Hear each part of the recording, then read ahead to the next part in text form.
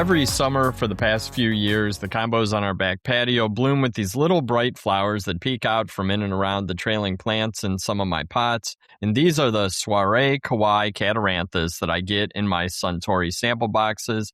And I really do look forward to planting them every year now that I've kind of figured out what they like and what they don't. But what I didn't know is that this series has been celebrating 10 years in 2026 and now includes 10 colors. So I'm thinking of that as like 10 and 10.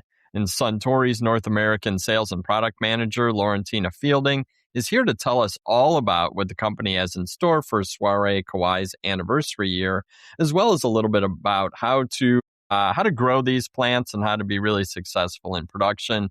That's why it's really cool to have Lorentina, because she can cover both sides of that coin. Unlike a lot of folks who might focus on either production or the marketing story, Lorentina knows both. So Lorentina, welcome back to the podcast, because this is the third time that we've recorded together, and it's great to have you back. How are things going? Good. Thank you so much for having us again.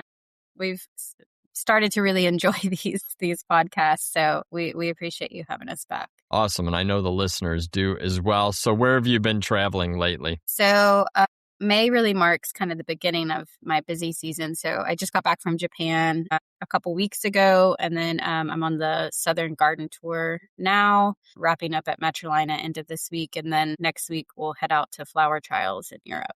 And then kind of just everything else from that point on. You're all over the world. That's cool. What were you doing in Japan? So every year, roughly around week 21 is when we do most of our annual selections. And we also have a global meeting. So literally everybody from Suntory is at our research facility. So we have a lot of really great discussions, meetings, long days. But we go through the greenhouses and the trial fields and just kind of discuss like, okay, what looks good for coming up, what's coming down the pipeline. The breeders really like to pick our brains, for our markets and stuff like that. So it's usually a really, really good week. And we usually spend about a solid 2 days, like 12, 13 hours altogether. So yeah, it's really good. This is our second time that we've actually had like globally every single person there. And we've definitely seen the benefits for it. So that's cool. That's really cool. And I know that like when I talk to you and Delilah and other folks at Suntory over the years, there has always been a really like a closeness between your breeders in Japan and the North American market and what our market here is looking for versus other markets around the world. So that's really cool that you guys get a chance every year to spend some one-on-one time really learning about each other and what each group is working on. And then I'm sure that results in really good products coming to market here in North America. Yeah, absolutely. And the breeders definitely have their work cut out for them because each region kind of wants something different or needs something different for their demographics. So definitely hats off to them for how successful they are being able to pull it off. Awesome. And hats off to both to your whole team, because you guys do always have some really cool products. It was fun to see them at spring trials this year. So let's start with, we're going to talk about Soiree Kawaii specifically. So I'm kind of interested in why you and your entire team, could be North American team, global team, really like Soiree Kawaii and where you think it fits into our market based on how growers have successfully positioned it, because you've had this now for 10 years. I'm sure you've learned a lot about it. And I will admit that it did take me a couple tries to find the right place for it in my own yard. But how do you guys position this? Where does it go? Yeah, I think at first, when it first came out, it was kind of like, I can remember being a large grower when it first came out. We were sent it as part of our trials for our trial garden. And it was like, is this vinca? What is this? It was kind of confusing. And we've always tried to call it Catharanthus just to be able to like set it that much aside from your regular seed vinca, because it is so different, that we say tiny but terrific as kind of our tagline for it. So they really are really small flowers, but the flower power, I'm sure as you've seen in your home garden pots as well, is it's just nonstop. So I think it's taken, just as it did for you, I think it's taken a lot of growers some time to really figure out where it's slotted for programs. We push it a lot for, like border plant. They do really great as a border plant. I usually say like anywhere you would use a penta, you could use these, because really you're going to get more color power out of them. And then also too, just like you're doing at home with your sample packs, the combinations have been really awesome with these. Both like as colors within itself as a category. So like mixing the few colors together, or mixing it like we do a lot of combinations with Diplodynia or Mandevilla, kind of like skirting it at the bottom. It mixes really well with Scaevola. We haven't done a whole lot with like petunias and stuff like that. One, just because of the heat requirements, and then also the water requirements. These really do like to be a little bit drier. So I think in those capacities, they don't get very tall. So, it's not going to be like your thriller in a combination. Right. It's definitely kind of that filler aspect if you want to go with those. But yeah, they're amazing at border plants just because they are so what I like to call roundy moundy. They're very mushroom shaped naturally. And just really dense in color. So I would say one of the better ones of our soiree category. That's cool. And I wish, I would use them as a border plant. I don't know that our season, I don't know. If I was in Texas or down where Chris Beatty's is in Florida, I feel like I would be much more apt to use it in the landscape. But for me, it works so well in combos. That's probably where I'll continue to use it. But I really do get a sense just from you talking about it that it is a very versatile plant. I like how you said tiny but terrific. That doesn't always go along with versatility, but it definitely, I think that the Soiree Kawaii are very versatile. So before we get into some of your production tips based on how you've seen it growing across the country around North America, what does the supply chain look like on this plant? Like, do a lot of growers propagate from URCs? Are most of them buying liners in? Are they doing both? And then where do the inputs come from? And for growers buying in liners, is there a particular size that you'd recommend? Yeah, so these are just like a lot of our other annuals available as URC. Right now, the only farm we have that actually can ship into the U.S. Is a Nova plant out of Costa Rica. So back in, let's see, I guess it was 2025, like week 7, 2025, USDA APHIS just said, hey, no more for Mexico. And so the farms in our Mexico farms and partners there have really been working hard to kind of change that. But, you kind of can just only go as fast as the government agency is going to let you go, right? So right now, unfortunately, it's in the hands between the Mexican government and our government agencies. And that's kind of where it's at. But we are hopeful that they'll be able to add it back. So it used to be we had 4 sources. Right now for URC, it's just 1, but a Nova plant does a really great job and they have a really high capacity. Luckily, these plants produce a ton of cuttings per plant. Their branching is really nice, and then they do like maintenance cutting and stuff to be able to hold on to that. So we don't have any kind of shortages that we're worried about coming out of there. So no issues there. And then liners, there are some growers that source liners. Again, essentially any liner producer can produce these through URC. So if they have like a trusted, loved liner grower that they have, they're able to just order the URCs and route them for them. We do have a few champions of them, I would say. And really the best size for these, I think, would be like your 105-72. Okay. Sunfire Nursery out of Sarasota, they do sometimes offer a 21 cell if you request it. It's kind of large. That's like a 3 1/4 inch pot. Yeah. For these, it's like pre-finished almost. Yeah, essentially. But if maybe a northern grower is really trying to get ahead and just like push these really fast early into the summer season, kind of up where you are, Bill, then, maybe that would be a jump start for them. But definitely, I mostly see it in like that 72-105 type size. Okay. That's cool. I like to let the listeners know where they can find the crops that we talk about. Yeah, we all know. And Nova Plant's a great offshore producer. So absolutely. If you work with the Nova Plant, definitely a good source for these URCs. And then, like Lorentina said, if you want your favorite rooting station to start rooting them, request. And but you should be able to find these from most brokers, I would think, for spring production. So let's talk a little bit about the production. What have you learned over the years working with this crop? And you mentioned that you guys were growing them when you were in production, and now that you've sort of watched the product and product management. What are some of the nuances and maybe some of your top tips for success with Soiree Kawaii? So I think the biggest issues I see, I guess, especially in rooting, would be like the temperature requirement and the light requirement. So they definitely, they're very interesting in the fact that if it's cold, they don't necessarily die, but they'll just sit there. Hmm. And so I get a lot of questions from growers, and brokers are like, hey, what's going on? I'm like, okay, I promise if you pump heat to it, or once the weather breaks, like it'll just take off, but it gets really unhappy.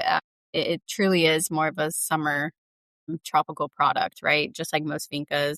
So for rooting, we typically say, you want, I guess a good way to explain it, and this is how I explain it to my growers as I'm traveling around and talking, is they kind of require the same thing as like a sun patient. Okay. So really same conditions as a sun patient, which I know almost every grower has grown a crop of Right. sun Yeah, no, patients. that's a good reference point. Awesome product, yeah.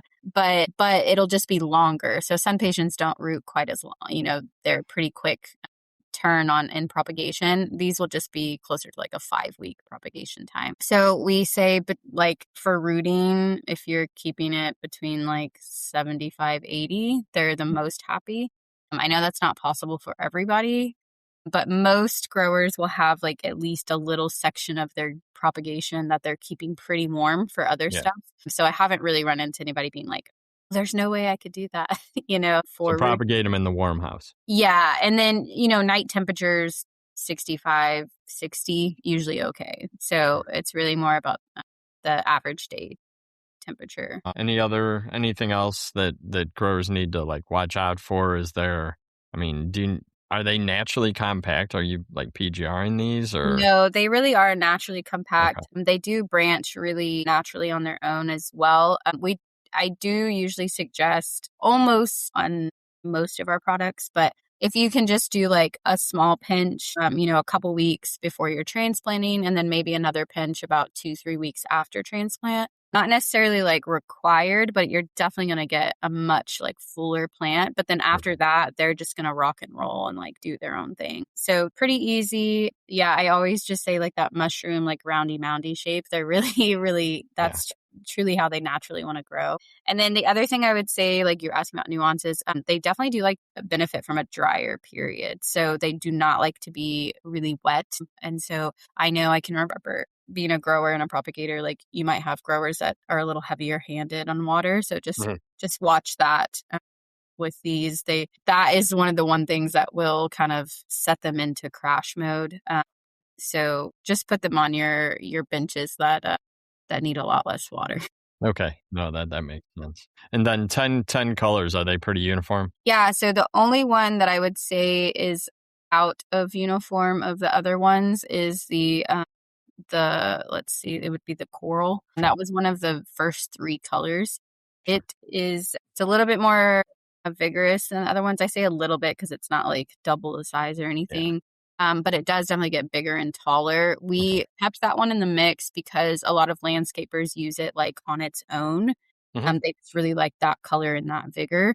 And so when we came out with Coral Reef, which was kind of set to be the replacement, they were like, well, and so we've done well having both, and then just really educating people the difference of those. But the other ones all pretty much slot in perfectly to one another. So cool. Is this ongoing breeding for you guys? yes, absolutely. That's cool. So thinking about like retail packaging and promotion, how have you seen Soiree Kawaii sold most successfully at garden centers? Is it like a quart product or like what? Yeah, probably on its own. I think the most successful I've seen it is in a quart product. Usually in like more of the premium packaging, depending on the retailer that you're at. Rarely ever see it in just like a black pot, right? Like, so it's usually in like that retailer's kind of more higher priced branding, however that looks for, IGCs, the big boxes, all that kind of stuff. And then also too, we see them a lot in combinations. So I think just as you have at home, people are slotting them pretty well for those combo pots, especially in the summer. Yeah.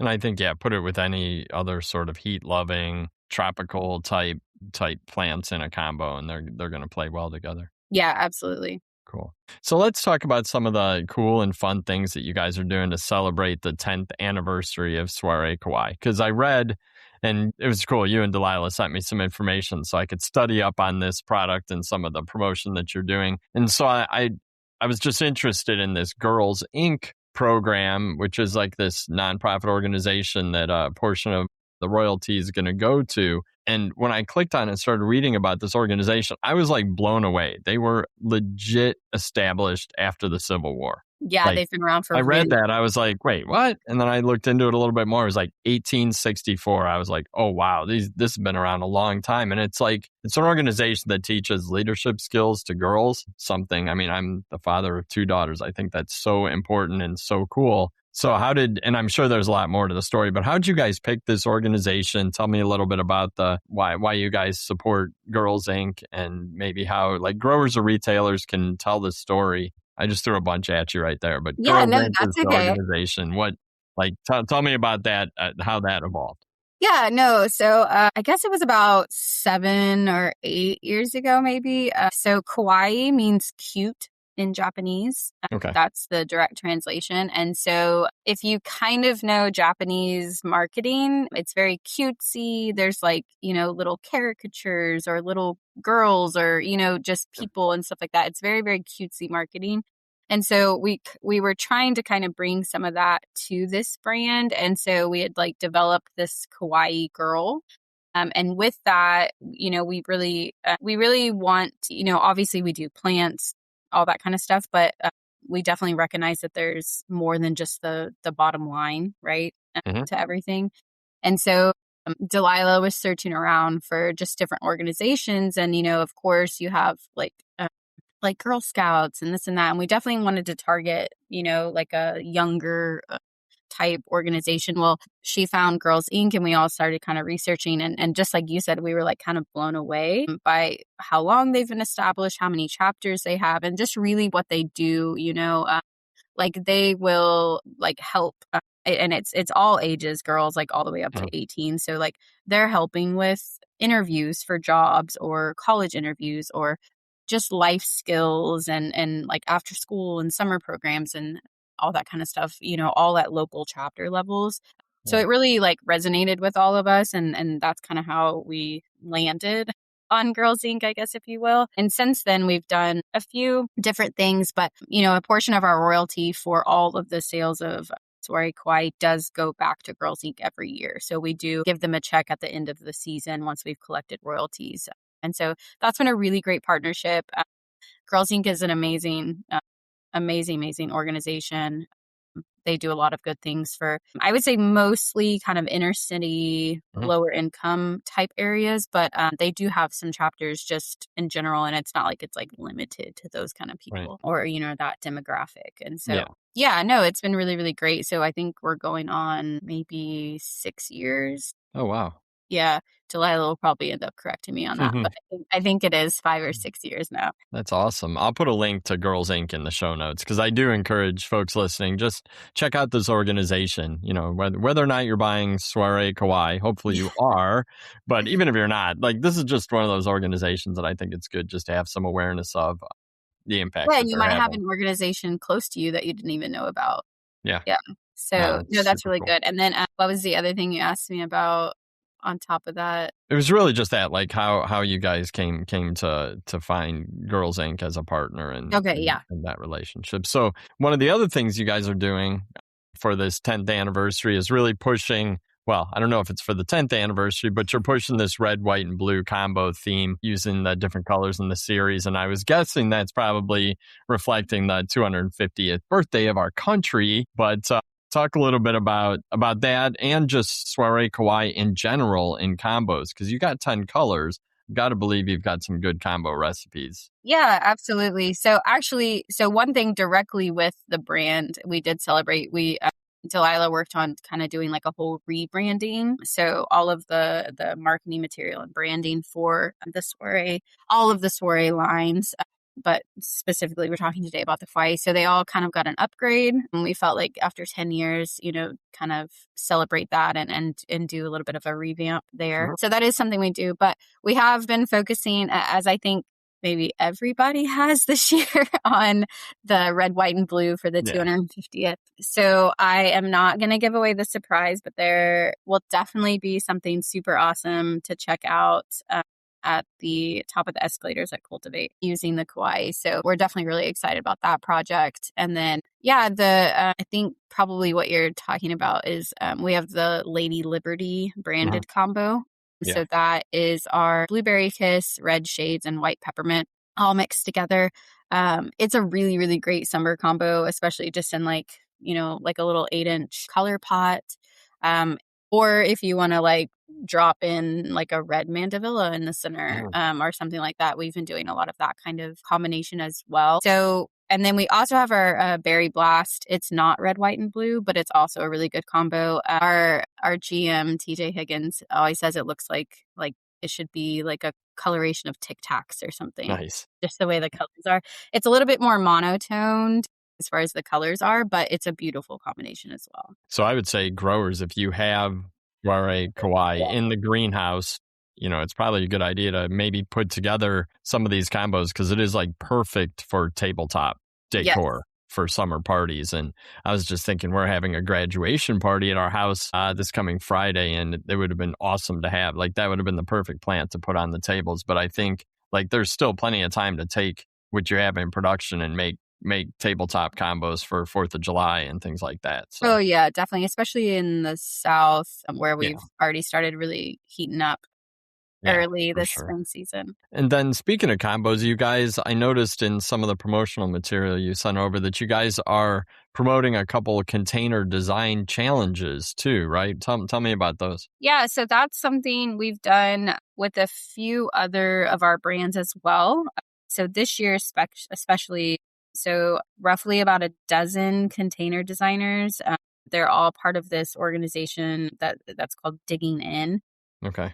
So we kind of partnered with Crescent Garden, and they received a really large container from Crescent Garden, and then we've sent them two or three 21 cell, like I mentioned earlier, just to be able again to kind of get that jump start. Like we're going to send you something a little bit bigger than you would normally get just for this particular thing. So essentially, it's up to them how to use the material that we send and, adding into other stuff and however. And then there's a bunch of social media hype around it. And then there'll be like voting. And then there's a winner, there's like after the voting has been tallied and everything. So we've done this also with Granvia. We just did that this fall. It's been really successful, and it's really cool to see like how different minds will take the same product and utilize it. So that's been really cool for something. So I'm really excited to see how these container designers utilize Kawaii. No, I think that's awesome. And are they going to use them with other plants too? So it's kind of whatever they want to do. Yeah, I mean that's kind of the thing is like here we're gonna send you our material, and then if you want to mix it with grass or there's been nobody's design is the same. So however their creative mind is flowing is what they're using, but the catch is that like you have to at least use some of what we send you, right? And so, that's been a really, really good thing. Delilah is so good at finding all those kind of opportunities. And all the credit goes to her on the marketing type stuff. For sure. But I mean, it's that sort of influencer culture that's driving consumer behavior these days. True. So I love that you guys leverage that because not a lot of companies do, but you guys are doing it really well and have been for longer than most. So that's awesome. And it'll be fun to kind of follow that. So the group's called Digging In.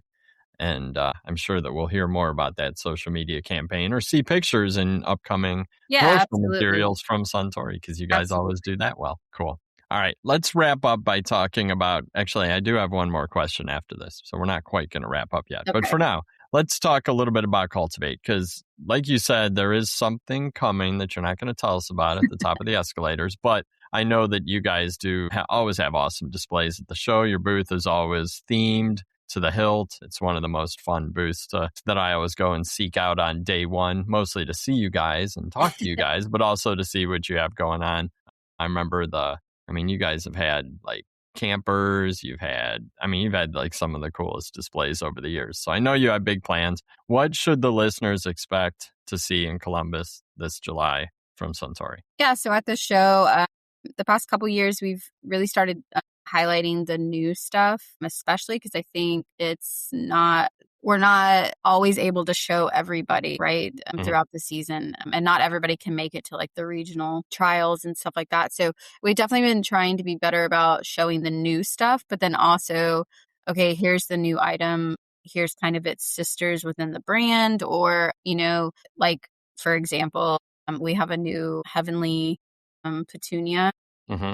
So like I'll show like the whole series together just so you can really see how they all fit all in one. So our displays, and then so we've also been really good the past few years, kind of something that I said, hey, if we really try to show people how to utilize our brands all together. So not just showing, hey, here's the new Diplodenia, here's the new Vinca, that kind of thing. But really how a consumer or a grower could utilize all of our genetics together. So we've been doing a really good job of putting, like, we have these concepts tables. So whatever that means, whether it's just 3 petunias together, different colors, or if it's all of our different genres together. So that's been really exciting to see. Sometimes on paper, I will put some combinations together and I think, oh, this is going to be awesome. And then it doesn't pan out so well. And that's part of it, right? Right. But there are often times where, as I'm going through the plan and I put stuff together, and then we kind of see it throughout the growing season up to delivery at the show. It's like, oh, this is awesome, So lots of great pictures. I know Delilah puts them a lot in the e-blast, in the catalog, different printed material and stuff. So that's been really exciting. The past couple of seasons, we have not gone as wild as you have talked about in the past with the displays. But I think just the amount of color and light kind of in our booth really brings people in. Well, yeah. And I mean, there's always a time to shine a spotlight on the plants. And you guys have had some pretty cool introductions over the last few years. So it doesn't surprise me that a lot of the attention is turned to the plants. And you mentioned the heavenly. It was funny. Just a couple of days ago, we were pulling photos for our magazine coverage for the, I don't know, probably the July or August issue. And I was flipping back through the photos I took at spring trials, and those heavenlies are fantastic. Yeah, especially the cashmere pink. That one was new last year, and that one is, I've had like specific requests from trial growers and stuff for that one, even though it's not new this year. So yeah, we've been really excited about that introduction. So definitely. And I was happy to get Granvia. Is it white, or it's a white color in the sample that's white, right? Like a white the white improved. Yeah. I was pretty psyched to get that because those are always some of my favorite to grow because they're fun to touch. Yeah. Cool. All right. Real quick, I just wanted to circle back because you mentioned that there were other soirees in the collection. So we talked about Kawaii, but what are the other soirees, just because we can't talk about the Catharanthus from Suntory without at least touching on the other one. Yeah, so Soiree is kind of our umbrella for all of the Catharanthus, and then we have 3 subcategories. So today, of course, we talked in depth about the Kawaii, but we also have the Soiree doubles and the Soiree flamencos. So the doubles are a larger flower. They don't have quite the flower power that the Kawaiis do, but you still get a lot of color just because of that double flower. Really, really nice in baskets. We do have a new one for next year, the rosy red. So I think a lot of summer, you can now do kind of a red, white, and blue combination within the doubles. Yeah. So that was a really exciting introduction. And then the flamencos kind of get their name from, if you've ever seen like the flamenco dancers, their skirts are super ruffly and really, really bold, bright colors. So that's kind of where the inspiration on that name came from. So these are, again, a little bit larger flower, not quite as large as like a Cora type, if you're familiar with those, but they're kind of ruffly. I was going to say, it's a very different it is very form. different. Yeah. So those kind of just a novelty, right, within the Vinca Catharanthus category. And those I have seen actually do really, really well planted in the ground. So they're great in pots, but they're also really great planted, which you don't always get that, potted also good in the ground. Right. That's not the case for all plants. So that was really, really refreshing to see. So yeah, we have some really awesome kind of unique colors in that category as well. So all of them are really active breeding categories for the breeder. So we're anticipating some pretty cool stuff coming down the pipeline in all 3 categories. That's awesome. And I know that there's definitely a trend toward tropical anything in plants. So it doesn't surprise me. Well, I'm glad that's ongoing breeding, and I expect like my brain tells me that the soirees are going to become more and more popular over the next, say 5 years, just because of this big trend toward tropical colors, tropical heat loving plants. Obviously, you guys know a heck of a lot about tropical plants at Yeah. Suntory, some of the best in the market.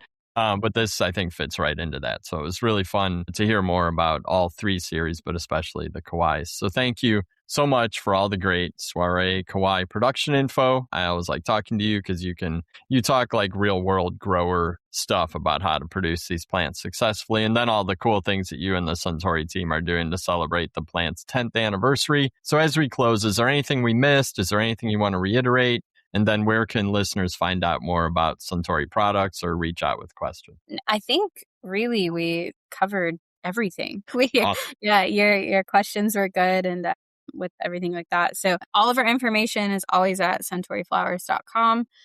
There's tons of links at the top, all specific to marketing material if you need that, or supply sources. Our catalog is there online as well. That's the first link there down below the header.